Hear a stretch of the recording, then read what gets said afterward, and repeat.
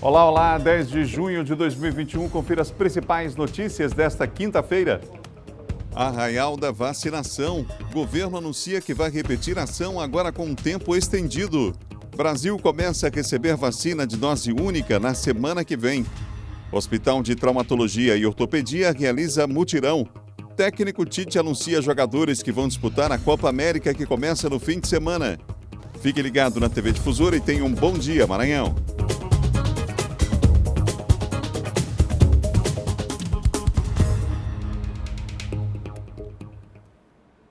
Uma excelente quinta-feira para você ligado aqui na TV Difusora. Estamos começando o Bom Dia Maranhão. Nessa quinta-feira, vamos juntos aqui com toda a nossa equipe até às 8 horas da manhã, quando chega o primeiro impacto. Daqui a pouquinho o Silvio Alves vai atualizar os principais assuntos da área de segurança. A gente vai falar ao vivo de Imperatriz. Por lá, mais um acidente com vítima, inclusive. Uma pessoa morreu ontem, um motociclista, num acidente que aconteceu na BR-010. Mais um, né? Essa semana, vários acidentes na BR-010. A gente vai falar sobre o assunto, infelizmente, daqui a pouco. Mais um caso aí lamentável de uma pessoa que perde a vida nas estradas que cortam o Maranhão. O Emerson Pinto vai falar ao vivo de lá. Em Caxias também temos informações ao vivo no Bom Dia. Daqui a pouco você vai ter aqui ao vivo informações da região dos Cocais. Vamos juntos na TV Difusora com as principais notícias desta quinta-feira. Durante o pico mais intenso da pandemia, o governo do estado proibiu as cirurgias eletivas, não é? Para diminuir essa fila de espera que ficou acumulada, o Hospital de Traumatologia e Ortopedia iniciou mutirão de cirurgias. A demanda por cirurgias ocasionadas por traumas é bastante elevada e a fila de espera aumentou ainda mais por conta da pandemia, já que no pico da Covid as cirurgias eletivas tiveram que ser suspensas. A ideia é reduzir essa demanda que aguarda por algum procedimento. Trazendo, desafogando esses pacientes que estão nos hospitais de urgência e emergência da cidade, trazendo para o Hospital de Trauma e Ortopedia do Maranhão, para que desafogue a emergência e a gente consiga zerar essa fila que está reprimida também por conta da pandemia. Por dia serão feitas de 13 a 15 cirurgias. Pacientes que atualmente estão hospitalizados no Socorrão 2, em São Luís, serão trazidos e operados no Hospital de Traumatologia e Ortopedia. Somente nesta terça foram 6. Até o final deste mês, segundo a coordenação da unidade, serão realizadas cerca de 300 procedimentos cirúrgicos. Então, nós esperamos que em menos de 15 dias, essa demanda de aproximadamente 80 pacientes, que foi a inicial, a gente consiga dar cabo e prosseguir com mais 80, 90, 100, o que for necessário. O HTO está aqui prontinho para receber e para dar conta disso tudo aí, fazendo esse esforço, mais uma vez promovido pela Secretaria de Saúde. Um dos pacientes transferidos foi o Manuel. O vigia sofreu um acidente no último domingo em Miranda do Norte. Foi socorrido e estava hospitalizado no Socorrão 2. Nesta terça, foi submetido à cirurgia para corrigir a fratura no fêmur. Atendimento ótimo, as pessoas tudo companheira mesmo, sabe atender a gente como ninguém. Eu só tenho a agradecer o que eles estão fazendo aqui por mim. Olha, o Brasil deve começar a receber a partir da semana que vem aquela vacina de dose única do laboratório Janssen. Por exemplo, o laboratório Johnson & Johnson, a vacina da Janssen, portanto, chega ao Brasil provavelmente a partir da semana que vem. A informação foi repassada ontem pelo Ministério da Saúde a técnicos das secretarias estaduais de todo o país. Essa primeira dose que vai chegar vai ser distribuída em especial para as capitais. A previsão é de que a partir de terça-feira, portanto, essas vacinas estejam chegando, elas começam a desembarcar a partir da próxima semana. Agora, o desafio é vacinar rápido. Você vai entender por quê na reportagem. O Ministério da Saúde contratou 38 milhões de doses da Janssen, com entrega prevista entre outubro e dezembro, mas conseguiu antecipar um lote de 3 milhões que deve chegar nos próximos dias. O problema é que as vacinas vencem no dia 27 deste mês. O ministro da Saúde, Marcelo Queiroga, consultou os secretários de saúde estaduais e municipais para saber se a oferta deveria ou não ser aceita. Devido à urgência e também à boa capacidade de aplicação de vacinas pelo SUS, ficou decidido que o Brasil deveria sim receber os imunizantes. Para acelerar a aplicação das doses, ficou decidido também que somente as capitais devem receber as vacinas da Janssen. Como essas doses não seriam aceitas em outros países, elas vieram para o Brasil. Só que, considerado o nosso ritmo de vacinação, a gente tem toda a condição de aplicar essas doses. São 3 milhões de vacinas, a gente vai ter cerca de 2 semanas para aplicá-las. A vacina é fabricada pela Janssen, o braço farmacêutico da americana Johnson & Johnson. Ela é administrada em apenas uma dose, garantindo eficácia para casos moderados e graves de quase 70%. A técnica é a do adenovírus inativado, a mesma da vacina inglesa AstraZeneca e da russa Sputnik V. O imunizante já é amplamente usado nos Estados Unidos e em países da Europa. No Brasil, a autorização para uso emergencial foi aprovada em março deste ano pela Anvisa.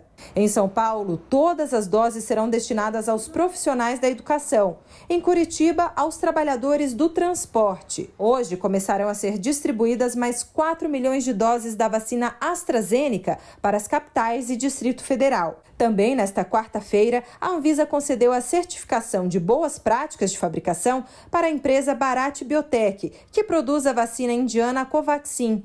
Este certificado é um passo importante para o registro definitivo do imunizante no país. Fica a expectativa, então, para a chegada dessa vacina de dose única aqui à capital maranhense, é São Luís do Maranhão. Ontem o prefeito Eduardo Braide falou nas redes sociais sobre essa expectativa e agora a gente fica aguardando aí para ver se confirma aí na terça-feira a chegada dessas vacinas. Por falar em vacinas, o Maranhão recebeu ontem mais 113 mil doses da vacina AstraZeneca. As doses foram encaminhadas para a Central de Armazenamento e Distribuição de Imunobiológicos do Maranhão, vinculada à Secretaria Estadual de Saúde, responsável pela distribuição dos imunizantes. Com a nova remessa, o Maranhão totaliza 3.437.900 doses recebidas. Lembrando que os municípios precisam ter aplicado mais de 85% das vacinas recebidas para que possam receber aí novas doses. Essa é a segunda remessa de vacinas recebidas pelo Estado em 24 horas. Vamos em frente aqui com o Bom Dia Maranhão e as principais notícias do dia. Olha, pelas redes sociais, o governador Flávio Dino anunciou que a partir da próxima sexta-feira, uma ação no Pátio Norte Shopping em São José de Ribamar vai vacinar a população por 41 horas sem parar. O arraial da vacinação começa dia 11, às 7 horas da noite e termina dia 13, domingo, ao meio-dia. Vamos conferir aqui na tela agora os números relacionados à vacinação aqui no estado do Maranhão. O chamado vacinômetro aqui na capital e no interior do estado também, a gente mostra os números para você. Agora, 2.063.538 o total de vacinas. São Luís com 515.701, esse número de cima é o número do estado, embaixo o número da capital maranhense em relação às vacinas. Agora a gente acompanha os dados do último boletim epidemiológico divulgado pela Secretaria de Estado da Saúde. Os dados são esses aqui, ó. Total de casos, 297.678. Recuperados, 261.088. O número de casos ativos, a gente chama atenção para esse número, 28.190 pessoas que estão nas UTIs, nas enfermarias. O número de óbitos agora é de 8.400, desde a chegada da pandemia ao Maranhão. Novos casos registrados nas últimas 24 horas, 136 em São Luís, 86 em Imperatriz e voltamos a passar da casa dos 1.000 nas últimas 24 horas em relação a novos casos nas demais regiões. Portanto, sinal de alerta ainda ligado. A preocupação é grande em relação aos casos da pandemia aqui do estado do Maranhão. Uma preocupação grande também é a questão hospitalar. A gente tem acompanhado no dia a dia aqui e tem trazido para você informações sobre a ocupação de leitos de UTI. É isso que a gente vai fazer agora, começando pela capital maranhense. Aqui na tela para você, os dados relacionados à capital, 279 leitos, 271 ocupados, livres apenas 8 e a taxa de ocupação na rede pública é de 97,13%. Há várias semanas a taxa de ocupação na rede privada tem batido aí a casa dos 100%. Agora, em Imperatriz, como é que está a situação? A gente mostra para você. Lá, na segunda maior cidade do estado, são 72 leitos disponíveis, com 52 leitos ocupados. 20 estão livres nesse momento, com 72,22% de taxa de ocupação. Vamos mostrar na tela mais uma cartela em relação à ocupação de UTIs. Agora, nas demais regiões, a gente mostra para você. São 243 leitos disponíveis, 216 estão ocupados, 27 livres, com uma taxa de ocupação de 88,89%. Portanto, esses são os números oficiais que temos em relação à ocupação de leitos, a situação hospitalar na capital e também no interior do estado. No próximo bloco você vai ver as notícias da região Tocantina, direto de Imperatriz. Destaque lamentável para mais um acidente com vítimas da BR-010. E Silvan Alves vai falar sobre a condenação dos envolvidos da morte do deputado Kleber Verde. Esse é um dos assuntos de destaque no balanço que o Silvan faz e a atualização dos principais assuntos da área de segurança. A gente vai para o intervalo e volta já já.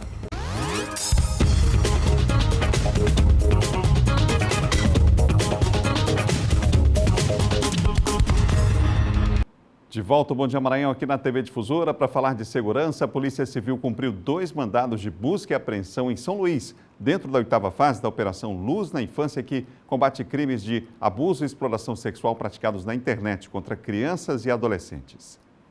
A operação deflagrada pela Superintendência Estadual de Investigações Criminais ocorreu simultaneamente em vários estados brasileiros e até em outros países. Em São Luís, foram cumpridos 2 mandados de busca e apreensão. Para dar o flagrante, a pessoa tem que estar naquele momento fazendo uso da conexão, baixando. Né? Não havia computadores ligados na rede mundial de computadores, fazendo o download dos arquivos. Né? Foram feitas as apreensões, vão ser encaminhadas para esse criminal para análise e justamente depois da análise desse laudo criminal, a gente continua o inquérito para mandar para a justiça. Os trabalhos que visam combater crimes de abuso e exploração sexual de crianças e adolescentes na internet têm como foco identificar e prender pessoas que produzem, armazenam e até mesmo quem compartilha esse tipo de conteúdo pornográfico. No Maranhão não houve prisão, mas em outros estados houve prisão justamente quando a pessoa adentra ao imóvel com mandado de busca e encontra lá o computador fazendo baixa dos arquivos de pedofilia, imagens, vídeos, ou então até mesmo compartilhando. Ele baixa e ele compartilha ao mesmo tempo. Então a gente pede à população que, se tiver vídeos ou fotos de criança ou adolescente em posições de sexo, é crime e isso dá até flagrante delito. Essa é a 8ª vez que a Operação Luz na Infância é deflagrada. Nas 7 edições anteriores, entre os anos de 2017 e 2020, foram cumpridos mais de 1.450 mandados de busca e apreensão e cerca de 700 suspeitos foram presos. Nós estamos cumprindo, são 176 mandados no Brasil todo, 2 foram cumpridos aqui no Maranhão, são 18 estados da federação participando dessa operação e outros países como Estados Unidos, Argentina, Paraguai, Panamá e Equador.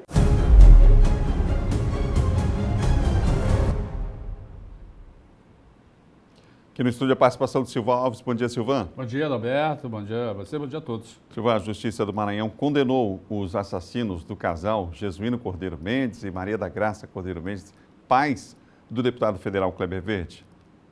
Exatamente. Essa decisão aí, a decisão vinha sendo aguardada, desse caso que teve grande repercussão, não só pelo fato de terem sido os pais do deputado federal Kleber Verde, mas pelo requinte de crueldade com que esses idosos, no caso de 70 anos, o seu Jesuíno e a dona Maria das Graças, foram mortos numa fazenda de propriedade da família lá no povoado Limão, que fica na área do município de Ituriaçu. De acordo com a decisão proferida pelo Tribunal de Justiça, Daniel Paiva foi condenado a 66 anos, são 3 acusados condenados. O Elielson, o Berço, mais conhecido como Berço, foi condenado a 40 anos de prisão. E o Jefferson, vulgo Nhonhongo, foi condenado a 41 anos de prisão. São penas altas, não é? Pelo fato de terem planejado esse crime. Além deles, teve um indivíduo que foi absolvido, era acusado, foi absolvido, que teria sido a pessoa que conduziu esses criminosos até a fazenda. Ele foi absolvido por falta de provas. E teve o Fabinho, que era uma pessoa que possivelmente foi quem fez o levantamento, porque ele era de dentro lá da propriedade, trabalhou um tempo lá. Esse indivíduo, logo depois que o crime foi desvendado, ele foi morto em confronto com a polícia lá mesmo em Ituriaçu. Lembrando que todas essas pessoas, elas já estão presas, né, desde a época do crime. Esse crime foi no ano passado, e aí, portanto, elas já vão continuar presas aí para cumprir a determinação da justiça, agora já condenados pela morte dos pais do deputado Kleber Verde. Silvan, 2 suspeitos que estavam cometendo assaltos na região do Vinhais foram presos por policiais? Ontem de manhã, havia uns indivíduos num carro, num veículo, um Prisma, fazendo vários assaltos, fazendo um verdadeiro arrastão lá na região lá do Vinhais. E aí os policiais da Albatroz, que é o policiamento motorizado do 8º, mais o pessoal do GTM, foram em busca e acabaram conseguindo localizar 2 desses indivíduos. Esse é o Anderson, inclusive, e está com uma farda semelhante àquelas que são usadas por prestadores de serviços, né? Justamente para confundir a polícia. Ele já é velho conhecido porque foi preso em março praticando esse mesmo tipo de crime. Ele já estava em liberdade, armado com uma pistola, mais um revólver calibre 38 e fizeram um verdadeiro arrastão, assaltando várias pessoas. O terceiro indivíduo acabou conseguindo escapar. Lembrando que esse carro que ele estava utilizando, ele tinha sido tomado um dia antes de assalto ali nas proximidades ali da Coab. Os 2 foram encaminhados para a delegacia, onde foram reconhecidos pelas vítimas e foram autuados em flagrante. Obrigado, viu, Silvan? Ok, bom dia, Adalberto. Bom dia, até amanhã. Silvan Alves falando de segurança aqui no Bom Dia Maranhão. Vem comigo, a informação não para até as 8 horas da manhã. Muita informação para você quando chega o primeiro impacto. Bom, nós vamos agora ao vivo à Imperatriz. Quem tem informações para nós lá é o Emerson Pinto, porque a gente infelizmente vai ter que falar hoje de mais um acidente com morte na BR-010. O Anderson está com a gente para trazer informação. Ô Anderson, lamentavelmente mais um caso aí na BR-010, não é? Olá, Adalberto, bom dia você que acompanha a nossa programação. Felizmente, ontem comentamos sobre um assunto, né, bem parecido, e hoje a gente volta aqui trazendo uma outra informação também sobre acidente fatal na BR-010 e também no perímetro urbano aqui da cidade Imperatriz, como foi no acidente que aconteceu na última terça-feira, né? E aí na noite de quarta-feira, um motociclista foi vítima deste acidente. Esse caso aconteceu na pista central.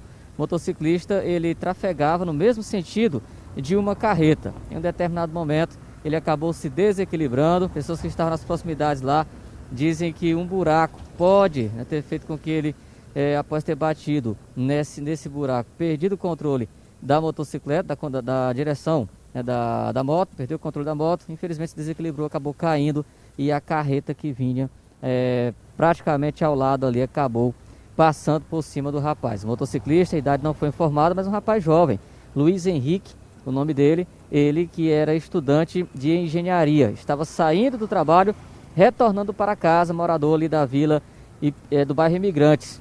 E aí ele estava ainda a uma certa distância, né, de chegar no bairro onde mora, infelizmente se envolveu neste acidente, morreu no local. O SAMU chegou a ser acionado, mas quando chegou ao local o rapaz já estava sem vida, né? Luiz Henrique, idade não foi confirmada, estudante de engenharia que perde a vida neste acidente trágico na BR-010. As causas estão sendo apuradas. Inclusive, a Polícia Rodoviária Federal informou que o motorista só parou a carreta lá no posto da PRF, na delegacia da PRF, alguns quilômetros depois.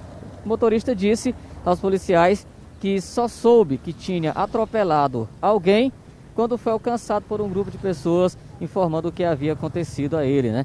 Segundo ele, e segundo a PRF também, o impacto da moto com a carreta foi em um dos eixos que fica já na parte mais de trás lá da carreta. Veículo longo, ele lá à frente disse que não teria observado. Alguns quilômetros depois, um grupo de pessoas o acompanhou e disse o que tinha acontecido e ele parou lá na Polícia Rodoviária Federal. Foi conduzido até o plantão central da Polícia Civil. Felizmente, esta informação aí.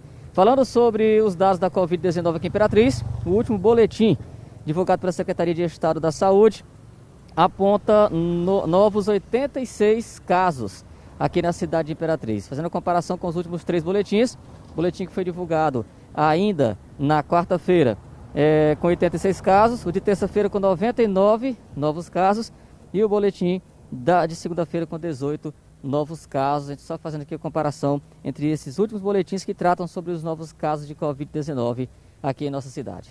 Adalberto. Obrigado, Emerson. Um ótimo dia para todos aí na região Tocantina, em especial em Imperatriz. Por falar em Imperatriz, a gente vai saber agora como é que vai ser o tempo hoje em Imperatriz. Em São Luís, hoje já tem pessoal que já está sentindo uma queda, digamos assim, na temperatura comparado com os outros dias dessa semana, né? Essa semana tivemos aí temperaturas altíssimas, elevadas, é natural por conta desse período, inclusive no ano, na região que nós estamos aqui, mas vamos ver para hoje qual é a previsão. Em Imperatriz, sol com algumas nuvens, não chove, a mínima hoje é de 20 graus e a máxima é de 34 graus. A gente tem imagens aí ao vivo da segunda maior cidade do estado nesse instante. Imagens ao vivo de Imperatriz, tempo meio nublado aí no começo dessa quinta-feira. Na capital maranhense, sol com muitas nuvens durante o dia, períodos de nublado com chuva a qualquer hora, a mínima de 23, a máxima é de 28 graus e a gente tem imagens aí da região da Camboa. Você vê que o tempo também começou em São Luís, a gente começou essa quinta-feira com tempo nublado aqui na capital maranhense e a temperatura está amena, né? Porque a máxima de 28 para esses dias aí, realmente a gente pode falar que o pessoal vai sentir aí no começo dessa manhã aí essa diferença de temperatura, né? O dia tem começado muito quente aqui em São Luís. Agora a gente fala do tempo em Açailândia, por lá sol com algumas nuvens, não chove, a mínima é de 22 e a máxima é de 35 graus. Olha aí, ó, várias nuvens de chuva lá em Açailândia nessa manhã de quinta-feira, imagens do climaovivo.com e a gente mostra para você aqui no nosso Bom Dia Maranhão. Um ótimo dia aos amigos aí em Açailândia. Mais 3 cidades para a gente mostrar para você, começando pela Baixada Maranhense, mais 3 cidades que a gente dá a previsão do tempo para você ligado aqui na TV Difusora. Vamos começar com Pinheiro. Por lá, sol com muitas nuvens durante o dia, períodos de nublado com chuva a qualquer hora, mínima de 23, máxima de 39 graus, temperatura elevada. Em Balsas, na região sul, a gente tem sol com algumas nuvens, não chove, a mínima de 20 graus e a máxima de 33 graus. Na região dos Cocais, Caxias, daqui a pouquinho a gente fala ao vivo de lá, sol e aumento de nuvens pela manhã, pancadas de chuva à tarde, à noite o tempo fica aberto. Mínima de 24, máxima de 34 graus. Vamos fazer o seguinte, a gente vai para o intervalo agora e volta já já. No próximo bloco você vai ver que a Casa do Maranhão promoveu o passeio virtual, está promovendo um passeio virtual nesse período junino, uma ótima oportunidade para conhecer mais dessa rica cultura do Maranhão. Você vai ver também aqui no Bom Dia, a deputada confirma que PTB quer lançar ex-prefeito Edivaldo como candidato ao governo, assunto para João Coutrin, no quadro de política. E mais, técnico Tite divulga a lista dos jogadores que vão disputar a Copa América. A gente volta já já, depois do intervalo, um instante só.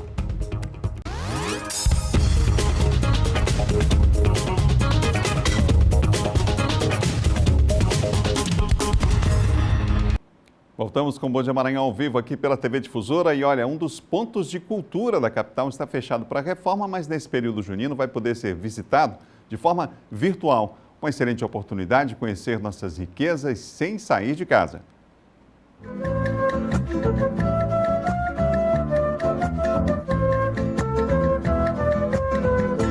Meu São João. Este é o antigo prédio da Alfândega de 1973, que foi restaurado em 2014. A Casa do Maranhão reúne história, tradições, patrimônio, artes e saberes. Em reforma, a edificação está em adaptação para promover o melhoramento das experiências dos visitantes. Aqui é possível encontrar um roteiro completo sobre o estado, inclusive fazer um passeio sonoro pelo som das caixeiras, tambor de crioula, tambor de mina e ainda experimentar as festas e danças tradicionais do estado. Mas, por enquanto, é tempo de ressignificar, achar outros rumos e buscar trocas de experiências saudáveis em meio a uma pandemia. Para o público, as portas da Casa do Maranhão se fecharam ano passado. E aí a gente procurou mecanismos, maneiras de chegar a esse público. E aí foi que criamos em maio de 2020 o Instagram da Casa do Maranhão, né? E aí hoje é o nosso carro-chefe de estar com esse feedback com o público e fazendo experiências, né? Um laboratório educativo, a gente pode dizer assim, disposto a reflexividades, que vem dando toda uma contribuição para que a gente ressignifique a casa e reapresente ela para o público, quando possível, na abertura. Vitrine da Cultura Maranhense, o museu apresenta um acervo de vestimentas e painéis. É uma viagem pela história das manifestações culturais do estado.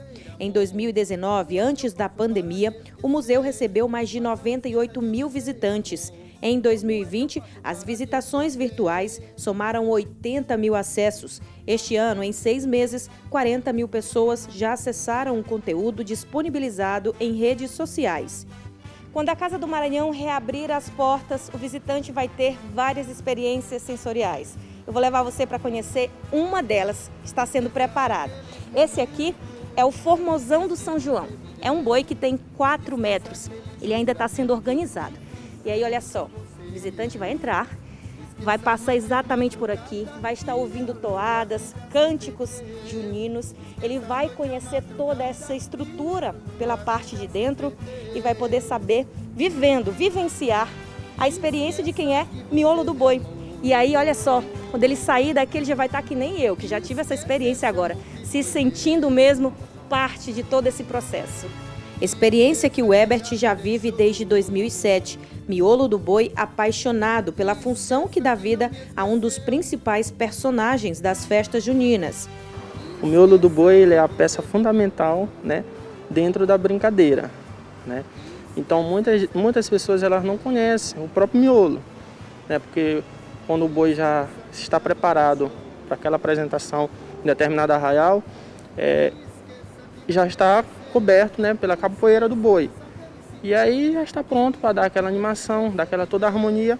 Por enquanto, as experiências são pela internet. O projeto Festas Juninas das Redes do Mará, feito em plataformas virtuais, apresenta quadro de curiosidades, cards, memórias e vídeos. É um convite para fomentar conhecimento e amor pela tradição. É uma experiência virtual e as pessoas podem estar acessando o nosso Instagram, especificamente voltada para o nosso Instagram, casa_do_Maranhão, e lá elas vão ter esse momento de estarem em contato, né? E aprofundando, instigando a pessoa a aprofundar um pouco mais o porquê, né? Os porquês, na verdade, dessa maranhensidade nesse período junino. O Maranhão, ele se transforma numa terra de poesia, de magia, de encantaria.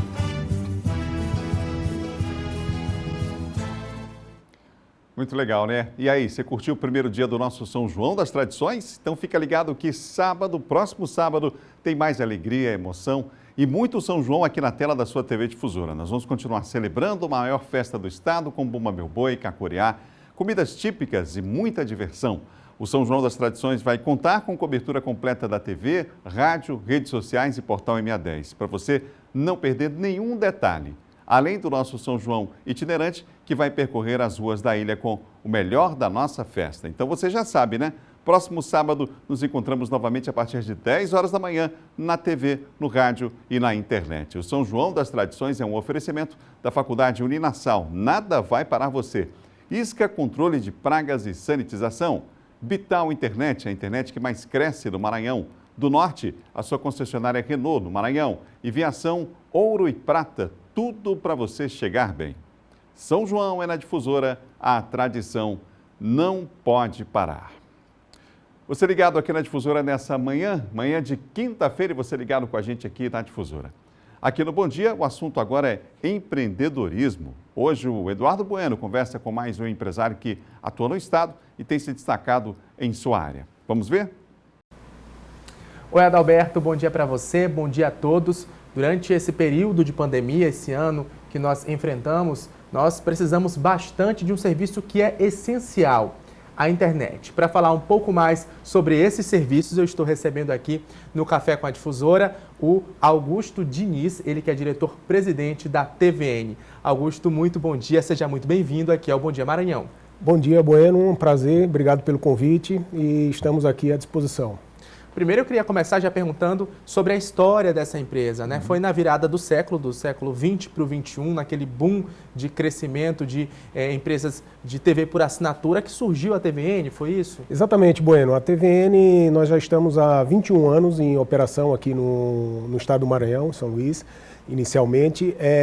A empresa inicialmente ela veio com a oferta do serviço de televisão, essa é a nossa expertise, esse foi todo o nosso know-how e que fez e incentivou que nós viéssemos explorar o serviço aqui, inicialmente restrito à ilha de São Luís. Né? Passado todos esses anos, atualmente a TVN é uma operadora de telecomunicações, hoje nós provemos os 4 serviços, né? Internet banda larga fixa, a telefonia móvel, telefonia fixa e a TV por assinatura. Agora, nesse período de pandemia, como eu fiz aqui a introdução, a utilização do serviço de internet, é claro, deve ter aumentado bastante. Quais são, então, as ações que têm sido realizadas pela empresa para justamente garantir estabilidade, garantir melhor acesso da população ao serviço? Exatamente, Bueno. Como você bem comentou, né, em virtude da pandemia, a essencialidade do serviço se tornou notório. Né? Rapidamente, a banda larga já era um produto que vinha crescendo muito diante da própria demanda dos consumidores. Mas diante da pandemia se antecipou todo um processo que vinha acontecendo naturalmente, né, que é a virtualização dos serviços, o home office, enfim, isso se tornou uma realidade rapidamente.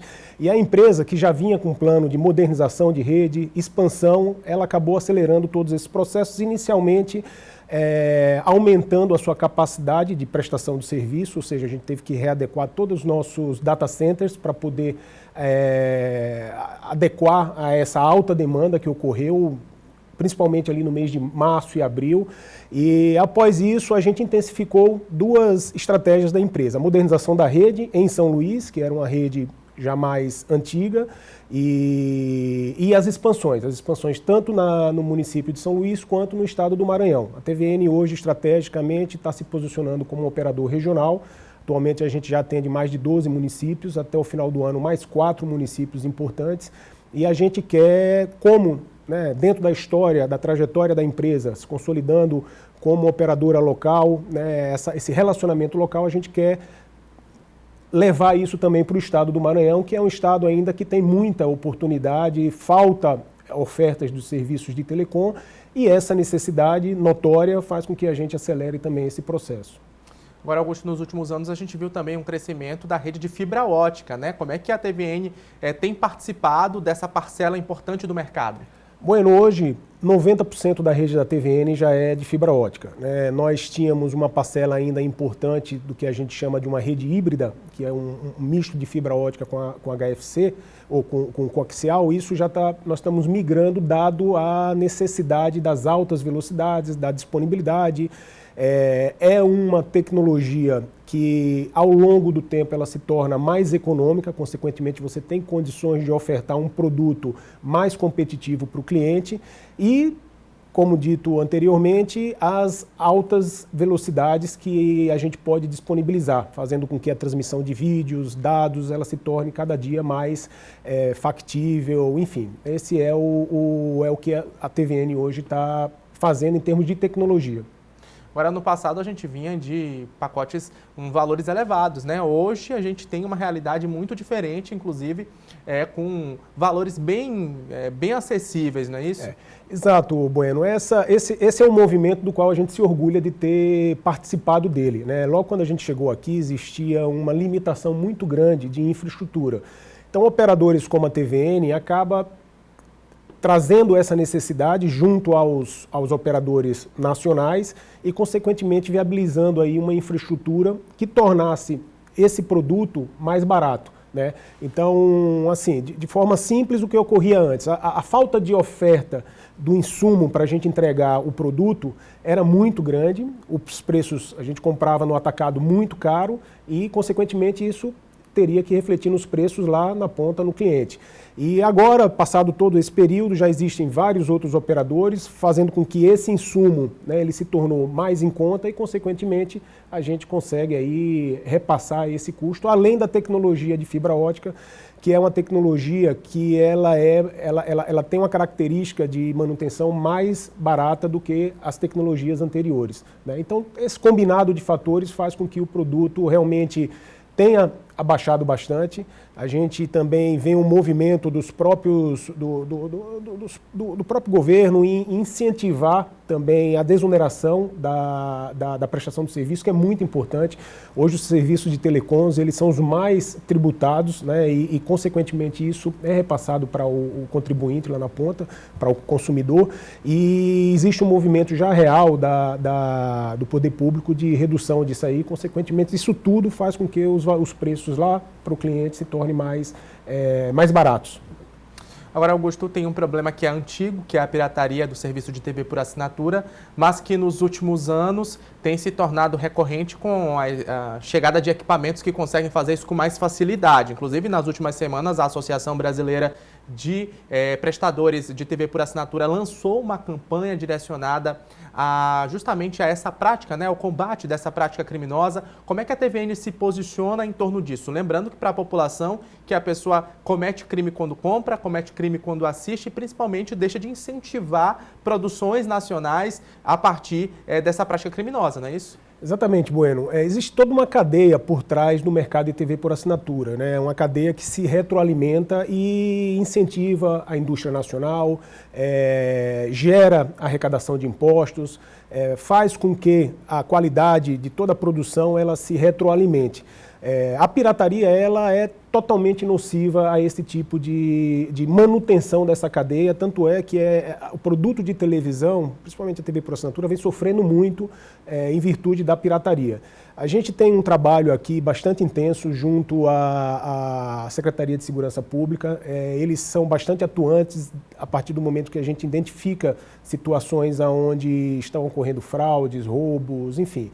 E é importante, reforçando o que você comentou aí, que o consumidor que acaba utilizando desse serviço, ele está indiretamente cometendo um crime também, né? E está prejudicando principalmente as pessoas que estão regulares, porque no final do dia, né, o custo desse serviço acaba sendo repassado para essas outras pessoas, fora as questões sociais, né, como a baixa arrecadação dos estados, do governo federal, que acaba impactando aí em virtude desse roubo. É um problema muito sério, e isso pode inclusive comprometer toda a cadeia de geração de conteúdo, enfim. É uma situação realmente que as autoridades estão bastante atentas. Existe um movimento das associações muito intenso, a gente tem uma participação efetiva. A TVN, há 5 anos atrás, ela foi premiada com um prêmio de combate à pirataria, que foi concedido pela Fox, que é um dos maiores estúdios de televisão do mundo, né? E, enfim, isso tudo em decorrência do trabalho intenso que a gente faz.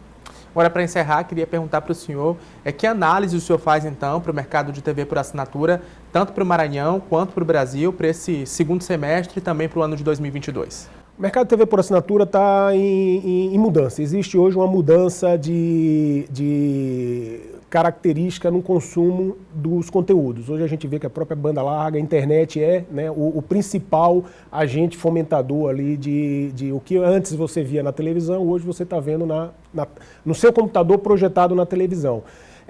Então, assim, essa é uma pergunta, a gente diria, a pergunta de $1 milhão, né? O que a gente percebe é que a TV linear, ela tá no processo de transição, ela está deixando de ser linear e indo mais para o on-demand, né? Aqui nós estamos fazendo uma entrevista, provavelmente algumas pessoas não vão conseguir, mas, sei lá, um parente meu que esteja fora vai acessar lá através do YouTube, do portal de vocês, enfim. Então, esse é o grande desafio da indústria e realmente é o que torna também esse negócio bastante motivador. Então tá, muito obrigado então pela entrevista. Eu conversei aqui com Augusto Diniz, que é diretor-presidente da TVN. Adalberto, é com você. Obrigado, Bueno, nosso entrevistado também. Nós vamos agora à região dos Cocais. O José Carlos vai trazer o destaque para a gente direto lá de Caxias, ao vivo, participa com a gente aqui do Bom Dia Maranhão. Olá, Zé Carlos, bom dia. Bom dia, Adalberto, bom dia a todos que nos assistem. Hoje eu estou aqui na Vila Lobão. É também um trecho da Avenida Senador Alexandre Costa, essa avenida que liga vários bairros ao centro da cidade. E a gente destaca hoje a morte de uma mulher que foi vítima de um acidente de trânsito. Esse acidente aconteceu no domingo, dia 6. Essa senhora é a dona Francisca Alves Martins, de 60 anos. Ela estava hospitalizada após ter sido vítima de um acidente de moto. A motocicleta era pilotada pelo marido dela. Os dois vinham da Vila Paraíso, que é um residencial bem distante do centro, vinham da Vila Paraíso aqui para outro bairro da cidade. E aí, nesse deslocamento, o marido dela perdeu o controle da motocicleta, subiu o canteiro e bateu em um poste. Ele morreu na hora, no dia do acidente, no último domingo. Ela ficou gravemente ferida, passou todos esses dias hospitalizada, mas infelizmente ontem ela também acabou morrendo em consequência dos ferimentos. A dona Francisca Martins, de 60 anos, teve traumatismo craniano. Então a gente lamenta bastante a morte dessas duas pessoas em mais esse acidente de trânsito. E esse trecho onde aconteceu o acidente é muito comum ter esse tipo de ocorrência. E também é comum carros derrubarem postes ali por conta das curvas sinuosas que existem nesse trecho entre a Vila Paraíso e a BR-316 aqui em Caxias. Então, é essa a nossa notícia de hoje. Infelizmente, mais uma vítima de acidente de trânsito aqui em Caxias. Adalberto. Obrigado, Zé Carlos. Um ótimo dia a todos aí na região dos Cocais. Nosso abraço especial aos amigos de Caxias. Tá aí, portanto, falamos ao vivo, direto de Caxias, aqui no Bom Dia. Agora a gente fala no Bom Dia para todo o estado, você que nos acompanha em Imperatriz, em Balsas, Codó e Açailândia, sobre política.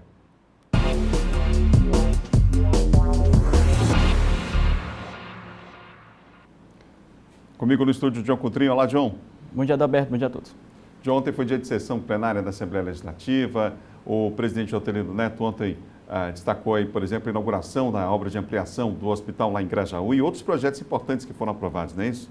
É isso, Adalberto. Ontem uma sessão importante, né, na Assembleia Legislativa, com a aprovação de vários projetos de iniciativa, né, do Parlamento Estadual e também outros ali do Executivo, né, como você bem destacou, essa questão aí da inauguração de leitos, né, na cidade de Grajaú, muito importante, né, tendo em vista aí que o Maranhão ainda não saiu dessa crise sanitária e é importante que haja essa ampliação, né, de leitos também no interior do Maranhão. Projeto interessante também foi aprovado ontem, projeto do deputado Adelmo, do PCdoB, que trata sobre, por exemplo, aqueles registros. A gente já falou sobre isso aqui no Bom Dia. A dificuldade de você ter acesso a dados, por exemplo, em relação a registros de violência contra a comunidade LGBTI. Aí houve uma mudança ontem em relação a esse projeto.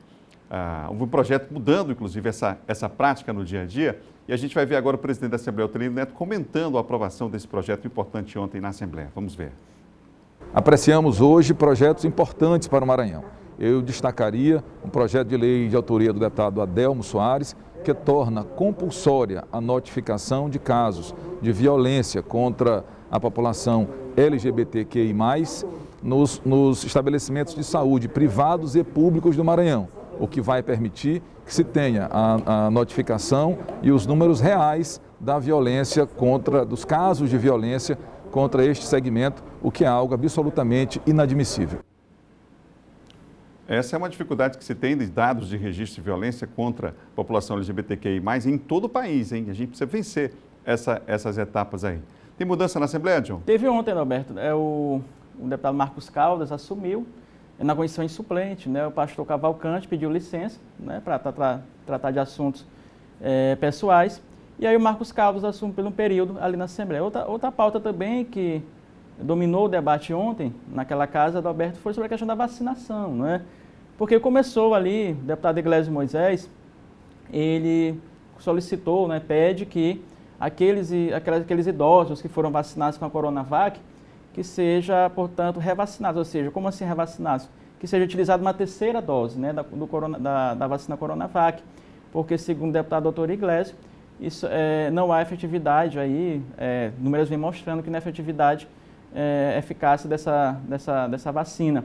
Aí o deputado Otelino pediu cautela, né? Pediu cautela, até para não provocar pânico na população, para não gerar pânico. O Butantan disse, o Dimas Covas, presidente do Butantan, que nesse momento não é necessário fazer essa revacinação aí, aplicar a terceira dose da Coronavac. Então o deputado Otelino pediu muita cautela nesse momento, para que não cause nenhum tipo de embaraço, de confusão aí no meio da população. Ô John, a deputada Micael Damasceno confirmou que o PTB quer lançar o ex-prefeito Edivaldo Holanda como candidato ao governo? O PTB tem um projeto de lançar candidato próprio, assim como os partidos também, o PSD e outros, aqui no estado do Maranhão. E aí, Adalberto, né, ela se pronunciou e falou que está trabalhando a possibilidade do PTB lançar o ex-prefeito de São Luís, Edivaldo Holanda Júnior, como candidato ao governo, não é? E aí tem a questão de que se o PTB mesmo fechar com o Edivaldo, seria o palanque do Bolsonaro aqui no Maranhão, né, do presidente Jair Bolsonaro. O Edivaldo seria, portanto, o candidato do bolsonarismo aqui no estado do Maranhão. Mas o ex-prefeito não tem se pronunciado, não tem falado nada acerca disso, né? Tem conversado com alguns partidos, com o próprio PTB, com o PSD, mas ainda não fechou com o PTB sobre a sua candidatura ao governo. Para fechar rapidinho, a Câmara pediu urgência naquele projeto, você falava sobre questão de fusão partidária e tal, parece que agora tem uma saída aí alternativa em relação a esse período, inclusive, foi aprovado ontem na Câmara? Isso, esse projeto já estava no Senado, foi para a Câmara, aprovado regime de urgência, né? O que é a Federação Partidária? Para explicar rapidinho, né? É um projeto que vai salvar aqueles partidos pequenos, para a questão da cláusula de desempenho, cláusula de barreira. A federação é como se fosse uma espécie de coligação, mas só que dura os 4 anos, né? Dura os 4 anos, os partidos ali estariam unidos na Câmara, sem perder a identidade, né? Sem perder a autonomia. Então é isso que o governador Flávio Dino vem esperando para se decidir acerca da filiação do PSB. Okay. Se tiver a federação, aí juntaria PCdoB e PSB, sem perder a autonomia e a identidade desses partidos. Obrigado, João. Até amanhã. Até amanhã. Para fechar o Bom Dia, a gente vai falar de esporte. O técnico Tite divulgou a lista dos 24 jogadores que irão disputar a Copa América no Brasil. Começa domingo agora. Vamos ver. O craque mais badalado está na lista. Neymar fica no Brasil para disputar a Copa América. O atacante do Paris Saint-Germain chegou a ser dúvida por causa do calendário apertado e das frequentes convocações para a seleção, que continua praticamente com o mesmo elenco de jogadores. Os goleiros convocados para a Copa América são Alisson, Ederson e o Everton. Nas laterais, Emerson Royal, Danilo, Alexandro e Renan Lodge. A zaga tem Éder Militão, Felipe, Marquinhos e a única mudança, Thiago Silva, em fase de recuperação de uma lesão na coxa, entra no lugar de Rodrigo Caio. O meio-campo é formado por Casemiro, Douglas Luiz, Everton Ribeiro, Fabinho, Fred e Lucas Paquetá. No ataque, Everton Cebolinha, Roberto Firmino, Gabriel Barbosa, Gabigol, Gabriel Jesus, Neymar, Richarlison e Vinícius Júnior. É a manutenção de um grupo muito bom, muito eficiente, que já está treinando junto e que é a base, sim, não só para a Copa América, mas para a Copa do Mundo ano que vem no Catar. Após a partida contra o Paraguai pelas eliminatórias, o grupo veio para esse hotel aqui em São Paulo. Antes de começar a sequência de jogos da fase de grupos da Copa América, folga hoje e amanhã para os jogadores. A volta aos treinos está marcada para sexta-feira no Centro de Treinamento de São Paulo. No sábado, a seleção brasileira embarca para Brasília. Lá, o Brasil estreia no domingo no estádio Mané Garrincha contra a Venezuela às 6 horas da tarde, com transmissão aqui do SBT. Depois disso, não volta mais para a capital federal, passando por Rio de Janeiro e Goiânia na primeira fase do maior torneio de seleções do continente.